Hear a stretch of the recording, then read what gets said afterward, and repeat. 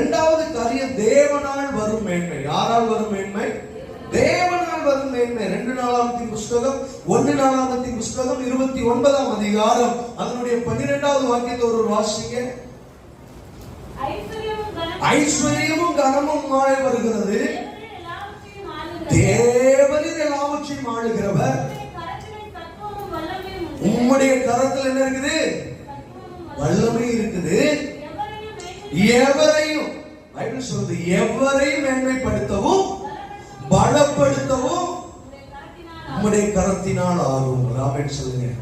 இந்த உலகத்துல வந்த எந்த மனுஷனையும் பிரகாசிப்பிக்கிற மெய்யான ஒளி அவர் ஒருவர் தான். ஆமென் சொல்லுங்க. இந்த சபைக்குள்ள உட்கார்ந்து இருக்கிற ஒவ்வொருத்தரையும் மேன்மைப்படுத்தவும் பலப்படுத்தவும் எந்த மனிதனாலும் முடியாது. நீங்க நம்பி இருக்கிற வேலை செய்கிற ஓனராலே என்ன செய்யாது? முடியாது. நீங்க நம்புகிற அயலகத்தாராலையும் முடியாது. நீங்க விசுவாசம் வைத்திருக்கிற எந்த மனிதனாலும் முடியாது. பைபிள் சொல்லுது, எவரையும் மேன்மைப்படுத்தவும் பலப்படுத்தவும் தேவனால மட்டும்தான். ஆமென் சொல்லுங்களேன். மனிதனால் வருகிற மேன்மை எல்லாம் அது தேவனுக்கு முன்பாக அருவருப்பானது. தேவன் கொடுக்கிற மேன்மைதான் அது அதிகாரப்பூர்வமானது, சட்டப்பூர்வமானது, அது உண்மை தக்கது. அல்லேலூயா சொல்லுங்க. உண்மை உள்ளது. ஆமென்.